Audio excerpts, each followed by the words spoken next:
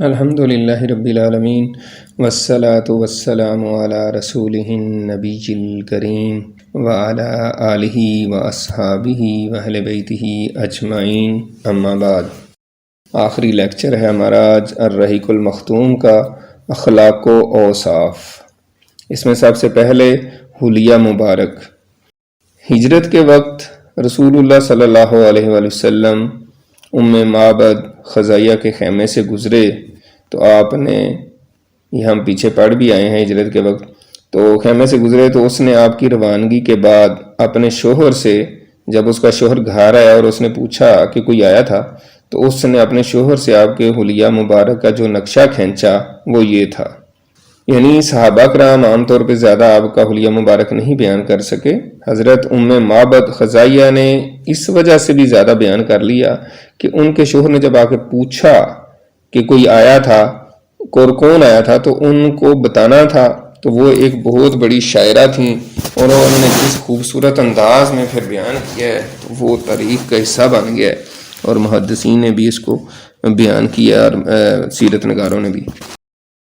وہ کہتی ہیں وہ یہ تھا، یعنی آپ اپنے شوہر سے آپ کے حلیہ مبارک کا جو نقشہ کھینچا وہ یہ تھا: چمکتا رنگ، تابناک چہرہ، خوبصورت ساخت، نہ توندے پن کا عیب نہ گنجے پن کی خامی، جمال جہاں تاب کے ساتھ ڈھلا ہوا پیکر، سرمگی آنکھیں، لمبی پلکیں، بھاری آواز، لمبی گردن، سفید و سیاہ آنکھیں، سیاہ سرمگی پلکیں، باریک اور باہم ملے ہوئے ابرو، چمکدار کالے بال، خاموش ہوں تو باوقار، گفتگو کریں تو پرکشش، دور سے دیکھنے میں سب سے تابناک و پر جمال، قریب سے سب سے خوبصورت اور شیریں، گفتگو میں چاشنی، بات واضح اور دو ٹوک، نہ مختصر نہ فضول، انداز ایسا کہ گویا لڑی سے موتی جھڑ رہے ہیں، درمیانہ قد،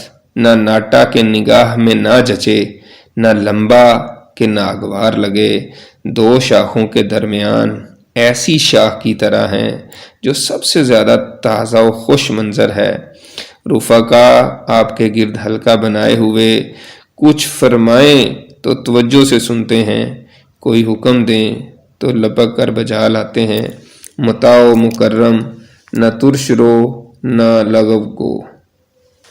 اس کے بعد آپ کے مکارم و اخلاق پڑھتے ہیں، کمال نفس اور مکارم اخلاق۔ نبی اکرم صلی اللہ علیہ وآلہ وسلم فصاحت و بلاغت میں ممتاز تھے۔ آپ طبیعت کی روانی، لفظ کے نکھار، فکروں کی جزالت، معانی کی صحت اور تکلف سے دوری کے ساتھ ساتھ جوامع الکلم، جامع باتوں سے نوازے گئے تھے۔ آپ صلی اللہ علیہ وسلم کو نادر حکمتوں اور عرب کی تمام زبانوں کا علم عطا ہوا تھا، چنانچہ آپ صلی اللہ علیہ وسلم ہر قبیلے سے اسی کی زبان اور محاوروں میں گفتگو فرماتے تھے۔ آپ صلی اللہ علیہ وسلم میں بدویوں کا زور بیان اور قوت تخاطب اور شہریوں کی شستگی الفاظ اور شائستگی جمع تھی، اور وحی پر مبنی تائید ربانی الگ سے۔ بردباری، قوت برداشت، قدرت پا کر درگزر اور مشکلات پر صبر، ایسے اوصاف تھے جن کے ذریعے اللہ نے آپ کی تربیت کی تھی۔ ہر حلیم و بردبار کی کوئی نہ کوئی لغزش اور کوئی نہ کوئی زبان کی بے احتیاطی جانی جاتی ہے، مگر نبی اکرم صلی اللہ علیہ وسلم کی بلندی کردار کا عالم یہ تھا کہ آپ کے خلاف دشمنوں کی ایذا رسانی اور بدمعاشوں کی خود سری و زیادتی جس قدر بڑھتی گئی، آپ کے صبر و حلم میں اسی قدر اضافہ ہوتا گیا۔ حضرت عائشہ رضی اللہ تعالیٰ عنہ فرماتی ہیں کہ رسول اللہ صلی اللہ علیہ وسلم کو جب بھی دو کاموں کے درمیان اختیار دیا جاتا، آپ وہی کام اختیار فرماتے جو آسان ہوتا، جب تک کہ وہ گناہ کا کام نہ ہوتا۔ اگر گناہ کا کام ہوتا تو آپ صلی اللہ علیہ وسلم سب سے بڑھ کر اسے دور رہتے۔ آپ صلی اللہ علیہ وسلم نے کبھی اپنے نفس کے لیے انتقام نہ لیا، البتہ اگر اللہ کی حرمت چاک کی جاتی تو آپ اللہ کے لیے انتقام لیتے۔ آپ سب سے بڑھ کر غیظ و غضب سے دور تھے اور سب سے جلد راضی ہو جاتے تھے۔ جود و کرم کا وصف ایسا تھا کہ اس کا اندازہ ہی نہیں کیا جا سکتا۔ آپ اس شخص کی طرح بخشش و نوازش فرماتے تھے جسے فقر کا اندیشہ ہی نہ ہو۔ ابن عباس رضی اللہ تعالیٰ عنہ کا بیان ہے کہ نبی اکرم صلی اللہ علیہ وسلم سب سے بڑھ کر پیکر جود و سخا تھے، اور آپ کا دریائے سخاوت رمضان میں اس وقت زیادہ پرجوش ہوتا جب حضرت جبریل آپ سے ملاقات فرماتے، اور حضرت جبریل رمضان میں آپ سے ہر رات ملاقات فرماتے اور قرآن کا دور کراتے۔ پس رسول اللہ صلی اللہ علیہ وسلم خیر کی سخاوت میں یعنی خزائن رحمت سے مالا مال کر کے بھیجی ہوئی ہوا سے بھی زیادہ پیش ہوتے تھے۔ پس رسول اللہ صلی اللہ علیہ وسلم خیر کی سخاوت میں بھیجی ہوئی ہوا سے بھی زیادہ پیش ہوتے تھے۔ خزائن رحمت سے مالا مال کر کے بھیجی ہوئی ہوا سے بھی زیادہ پیش ہوتے تھے۔ حضرت جابر کا ارشاد ہے کہ ایسا کبھی نہ ہوا کہ آپ سے کوئی چیز مانگی گئی ہو اور آپ نے نہیں کہہ دیا ہو۔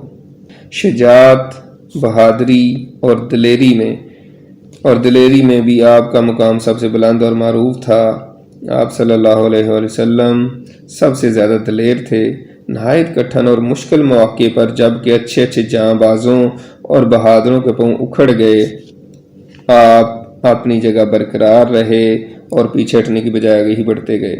پائے ثبات میں ذرا لغزش نہ آئی۔ بڑے بڑے بہادر بھی کبھی نہ کبھی بھاگے اور پسپا ہوئے ہیں، مگر آپ میں یہ بات کبھی نہیں پائی گئی۔ حضرت علی کا بیان ہے کہ جب زور کا رن پڑتا اور جنگ کے شعلے خوب بھڑک اٹھتے تو ہم رسول اللہ صلی اللہ علیہ وسلم کی آڑ لیا کرتے تھے۔ آپ صلی اللہ علیہ وسلم سے بڑھ کر کوئی شخص دشمن کے قریب نہ ہوتا۔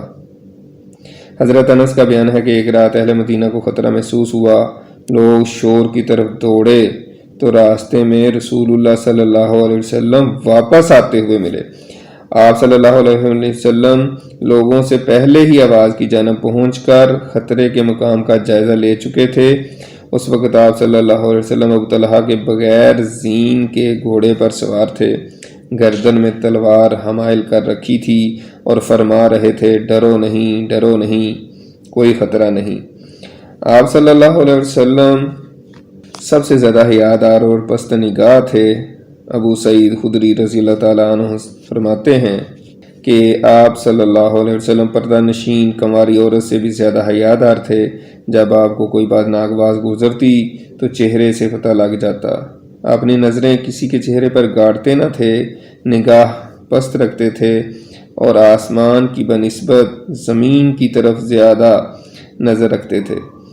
زمین کی طرف نظر زیادہ دیر تک رہتی تھی، عموماً نیچی نگاہ سے تاکتے۔ حیا اور کرم نفس کا عالم یہ تھا کہ کسی سے ناگوار بات رو نہ کہتے، اور کسی کی کوئی ناگوار بات آپ تک پہنچتی تو نام لے کر اس کا ذکر نہ کرتے، بلکہ یوں فرماتے کہ کیا بات ہے کہ کچھ لوگ ایسا کر رہے ہیں۔ فرزق کے اس شعر کے سب سے زیادہ صحیح مصداق آپ تھے۔ آپ حیا کے سبب اپنی نگاہ پست رکھتے ہیں اور آپ کی ہیبت کے سبب نگاہیں پست رکھی جاتی ہیں۔ چنانچہ آپ سے اسی وقت گفتگو کی جاتی ہے جب آپ تبسم فرما رہے ہو۔ آپ صلی اللہ علیہ وسلم سب سے زیادہ عادل، پاک دامن، صادق اللہجہ اور عظیم الامانہ تھے۔ اس کا اعتراف آپ کے دوست دشمن سب کو ہے۔ نبوت سے پہلے آپ کو امین کہا جاتا تھا اور دور جاہلیت میں آپ کے پاس فیصلے کے لیے مقدمات لائے جاتے تھے۔ جامع ترمذی میں حضرت علی رضی اللہ تعالیٰ عنہ سے مروی ہے کہ ایک بار ابو جہل نے آپ سے کہا، ہم آپ کو جھوٹا نہیں کہتے، البتہ آپ جو کچھ لے کر آئے ہیں اسے جھٹلاتے ہیں۔ اس پر اللہ تعالیٰ نے یہ آیت نازل فرمائی، یہ لوگ آپ کو نہیں جھٹلاتے بلکہ یہ ظالم اللہ کی آیتوں کا انکار کرتے ہیں۔ ہریکل نے ابو سفیان سے دریافت کیا کہ کیا اس نبی نے جو بات کہی ہے اس کے کہنے سے پہلے تم لوگ ان پر جھوٹ کا الزام لگاتے تھے؟ تو ابو سفیان نے جواب دیا کہ نہیں۔ آپ صلی اللہ علیہ وسلم سب سے زیادہ متواضع اور تکبر سے دور تھے۔ جس طرح بادشاہوں کے لیے ان کے خدام و حاشیہ بردار کھڑے رہتے ہیں، اس طرح آپ صحابہ کرام کو کھڑا ہونے سے منع فرماتے تھے، مسکینوں کی عیادت کرتے تھے، فقراء کے ساتھ اٹھتے بیٹھتے تھے، غلام کی دعوت منظور فرماتے تھے صحابہ کرام میں کسی امتیاز کے بغیر ایک عام آدمی کی طرح بیٹھتے تھے۔ حضرت عائشہ رضی اللہ تعالیٰ عنہ فرماتی ہیں کہ آپ اپنے جوتے خود ٹانگتے تھے، اپنے کپڑے خود سیتے تھے اور اپنے ہاتھ سے اس طرح کام کرتے تھے جیسے تم میں سے کوئی آدمی اپنے گھر کے کام کاج کرتا ہے۔ آپ بھی انسانوں میں سے ایک انسان تھے، اپنے کپڑے خود ہی دیکھتے کہ کہیں اس میں چوں نہ ہو، اپنی بکری خود دھوتے تھے اور اپنا کام خود کرتے تھے۔ آپ صلی اللہ علیہ وسلم سب سے بڑھ کر عہد کی پابندی اور صلہ رحمی فرماتے تھے، لوگوں کے ساتھ سب سے زیادہ شفقت اور رحم و مروت سے پیش آتے تھے، رہائش اور ادب میں سب سے اچھے تھے، آپ کا اخلاق سب سے زیادہ کشادہ تھا، بدخلقی سے سب سے زیادہ دور و نفور تھے، نہ عادتاً فحش گو تھے نہ بتکلف فحش گو تھے، نہ لعنت کرتے تھے، نہ بازار میں چیختے چلاتے تھے، نہ برائی کا بدلہ برائی سے دیتے تھے بلکہ معافی اور درگزر سے کام لیتے تھے، کسی کو اپنے پیچھے چلتا ہوا نہ چھوڑتے تھے اور نہ کھانے پینے میں اپنے غلاموں اور لونڈیوں پر ترفع اختیار فرماتے تھے۔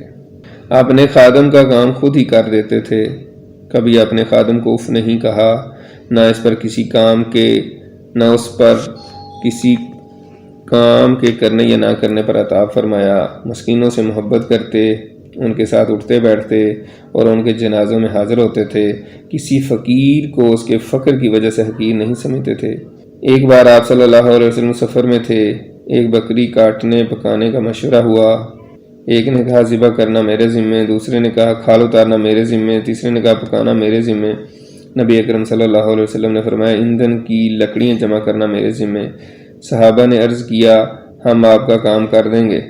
آپ نے فرمایا میں جانتا ہوں تم لوگ میرا کام کر دو گے، لیکن میں پسند نہیں کرتا کہ تم پر امتیاز حاصل کرو، کیونکہ اللہ اپنے بندے کی یہ حرکت ناپسند کرتا ہے کہ اپنے آپ کو اپنے رفقاء میں ممتاز سمجھے۔ اس کے بعد آپ صلی اللہ علیہ وسلم نے اٹھ کر لکڑیاں جمع فرمائیں۔ آئیے ذرا ہند بن ابی حالہ کی زبانی سنیے، زبانی رسول اللہ صلی اللہ علیہ وسلم کے اوصاف سنیں۔ ہند اپنی ایک طویل روایت میں کہتے ہیں رسول اللہ صلی اللہ علیہ وسلم پہم غموں سے دوچار تھے، ہمیشہ غور و فکر فرماتے رہتے تھے، آپ کے لیے راحت نہ تھی، بلا ضرورت نہ بولتے تھے، دیر تک خاموش رہتے تھے، از اول تا آخر بات پورے منہ سے کرتے تھے، یعنی صرف منہ کے کنارے سے نہ بولتے تھے، جامع اور دو ٹوک کلمات کہتے تھے جن میں نہ فضول گوئی ہوتی نہ کوتاہی، نرم خو تھے، جفاجو اور حقیر نہ تھے، نعمت معمولی بھی ہوتی تو اس کی تعظیم کرتے تھے، کسی چیز کی مذمت نہیں فرماتے تھے، کھانے کی نہ برائی کرتے تھے نہ تعریف، حق کو کوئی نقصان پہنچاتا تو جب تک انتقام نہ لے لیتے آپ کے غضب کو روکا نہ جا سکتا تھا، البتہ کشادہ دل تھے، اپنے نفس کے لیے نہ غضبناک ہوتے نہ انتقام لیتے، جب اشارہ فرماتے تو پوری ہتھیلی سے اشارہ فرماتے اور تعجب کے وقت ہتھیلی پلٹتے، جب غضبناک ہوتے تو رخ پھیر لیتے اور جب خوش ہوتے تو نگاہ پست فرما لیتے، آپ کی بیشتر ہنسی تبسم کی صورت میں تھی، مسکراتے تو دانت اولوں کی طرح چمکتے، لا یعنی بات سے زبان روکے رکھتے، ساتھیوں کو جوڑتے تھے توڑتے نہ تھے، ہر قوم کے معزز آدمی کی تکریم فرماتے تھے اور اسی کو ان کا والی بناتے تھے، لوگوں کے شر سے محتاط رہتے اور ان سے بچاؤ اختیار فرماتے تھے، لیکن اس کے لیے کسی سے اپنی خندہ جبینی ختم نہ فرماتے تھے، اپنے صحاب کی خبر گیری کرتے اور لوگوں کے حالات دریافت فرماتے، اچھی چیز کی تحسین و تصویب فرماتے اور بری چیز کی تقبیح و توہین، معتدل تھے، افراط و تفریط سے دور تھے، غافل نہ ہوتے تھے کہ مبادہ لوگ بھی غافل یا ملول خاطر ہو جائیں، ہر حالت کے لیے مستعد رہتے تھے، حق سے کوتاہی نہ فرماتے تھے، نہ حق سے تجاوز فرما کر نہ حق کی طرف جاتے تھے، جو لوگ آپ کے قریب رہتے تھے وہ سب سے اچھے لوگ تھے اور ان میں بھی آپ کے نزدیک افضل وہ تھا جو سب سے بڑھ کر خیر خواہ ہو، اور سب سے زیادہ قدر آپ کے نزدیک اس کی تھی جو سب سے اچھا غمگسار اور مددگار ہو۔ آپ اٹھتے بیٹھتے اللہ کا ذکر ضرور فرماتے، جگہ متعین نہ فرماتے، یعنی اپنے لیے کوئی امتیازی جگہ مقرر نہ فرماتے، جب قوم کے پاس پہنچتے تو مجلس میں جہاں جگہ مل جاتی بیٹھ جاتے اور اسی کا حکم بھی فرماتے، سب اہل مجلس پر برابر توجہ فرماتے، حتیٰ کہ کوئی جلیس یہ نہ محسوس کرتا کہ کوئی شخص آپ کے نزدیک اس سے زیادہ باعزت ہے، کوئی کسی ضرورت سے آپ کے پاس بیٹھتا یا کھڑا ہوتا تو آپ صلی اللہ علیہ وسلم اتنے صبر کے ساتھ اس کے لیے رکے رہتے کہ وہ خود ہی واپس ہوتا۔ کوئی کسی ضرورت کا سوال کر دیتا تو آپ اسے عطا کیے بغیر یا اچھی بات کہے بغیر واپس نہ فرماتے۔ آپ نے اپنی خندہ جبینی اور اخلاق سے سب کو نوازا، یہاں تک کہ آپ سب کے لیے باپ کا درجہ رکھتے تھے اور سب آپ کے نزدیک یکساں حق رکھتے تھے۔ کسی کو فضیلت تھی تو تقویٰ کی بنیاد پر آپ کی مجلس حلم و حیا اور صبر و امانت کی مجلس تھی۔ اس میں آوازیں بلند نہ کی جاتی تھیں اور نہ حرمتوں پر عیب لگتے تھے، یعنی کسی کی بے آبروئی کا اندیشہ نہ تھا۔ لوگ تقویٰ کی بدولت باہم محبت و ہمدردی رکھتے تھے، بڑے کا احترام کرتے تھے، چھوٹے پر رحم کرتے تھے، حاجت مند کو نوازتے تھے اور اجنبی کو انس عطا کرتے تھے۔ آپ صلی اللہ علیہ وسلم کے چہرے پر ہمیشہ بشاشت رہتی، سہل خو اور نرم پہلو تھے۔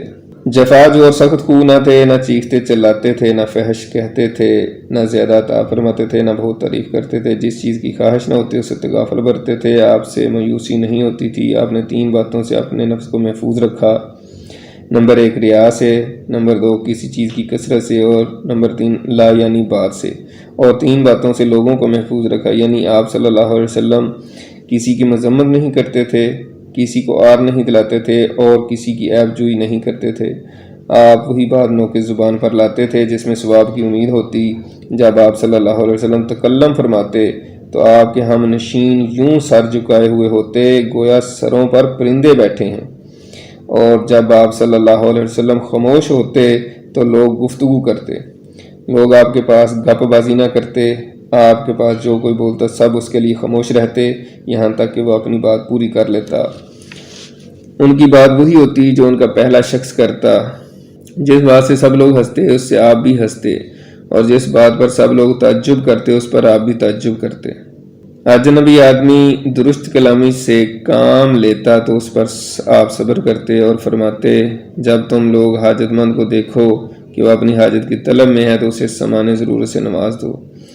آپ صلی اللہ علیہ وسلم احسان کا بدلہ دینے والے کے سوا کسی سے ثنا کے طالب نہ ہوتے۔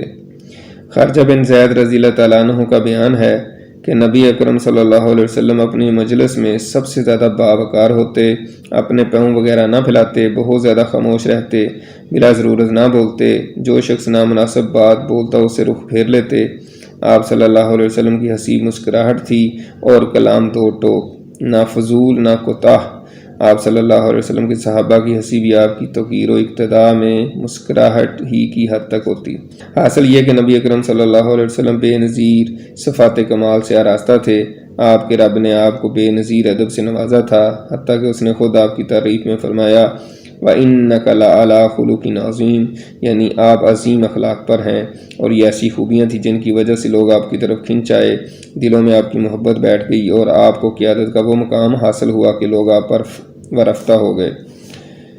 انہی خوبیوں کے سبب آپ کی قوم کی اکڑ اور سختی نرمی میں تبدیل ہوئی، یہاں تک کہ یہ لوگ اللہ کے دین میں فوج در فوج داخل ہو گئی۔ یاد رہے کہ ہم نے پچھلے صفحات میں آپ کی جن خوبیوں کا ذکر کیا ہے وہ آپ کے کمال اور عظیم صفات کے مظاہر کی چند چھوٹی چھوٹی لکیریں ہیں، ورنہ آپ کے مجد و شرف اور شمال و خصائل کی بلندی اور کمال کا یہ عالم تھا کہ ان کی حقیقت اور تہ تک نہ رسائی ممکن ہے، نہ اس کی گہرائی ناپی جا سکتی ہے۔ بالا عالم وجود کے اس سب سے عظیم بشر کی عظمت کی انتہا تک کس کی رسائی ہو سکتی ہے، جس نے مجد و کمال کی سب سے بلند چوٹی پر اپنا نشیمن بنایا اور اپنے رب کے نور سے اس طرح منور ہوا کہ کتاب الہی ہی کو اس کا وصف اور خلق قرار دیا گیا۔ قاری نظر آتا ہے، حقیقت میں ہے قرآن۔ اللہم صلی علی محمد وعلی آل محمد کما صلیت علی ابراہیم وعلی آل ابراہیم انک حمید مجید۔ اللہم بارک علی محمد وعلی آل محمد کما بارکت علی ابراہیم وعلی آل ابراہیم انک حمید مجید۔ وآخر دعوانا ان الحمد للہ رب العالمین۔ سبحانک اللہم وبحمدک، نشہد ان لا الہ الا انت، نستغفرک ونتوب الیک۔